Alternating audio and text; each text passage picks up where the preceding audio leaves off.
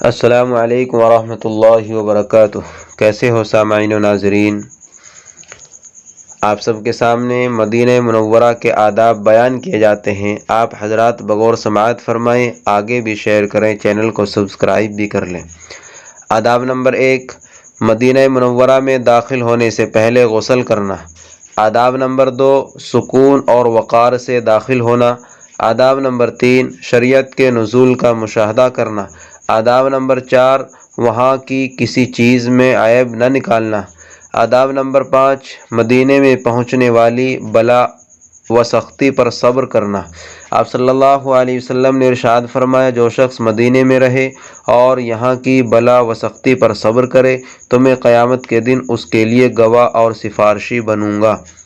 آداب نمبر 6، مسجد نبوی میں اس طرح سے آنا گویا آپ صلی اللہ علیہ وسلم کو نماز پڑھاتے ہوئے اور خطبہ دیتے ہوئے دیکھ رہا ہے۔ آداب نمبر 7، روزہ اطہر پر اس طرح آنا گویا آپ صلی اللہ علیہ وسلم کو دیکھ رہا ہے۔ آداب نمبر 8، قبر مبارک کے پاس آواز بلند نہ کرنا۔ آداب نمبر 9، بوقت زیارت سب سے پہلے سلام عرض کرنا۔ آداب نمبر 10، قبر مبارک سے واپس ہوتے وقت حتی الامکان پیٹھ نہ کرنا۔ اللہ تبارک و تعالی ہم سب کو وہاں کی زیارت نصیب فرمائے، روضہ رسول پر ہم سب کو حاضری نصیب فرمائے اور وہاں پر جا کر ہم کو صلاۃ و سلام پڑھنے کی توفیق عطا فرمائے۔ السلام علیکم ورحمۃ اللہ وبرکاتہ۔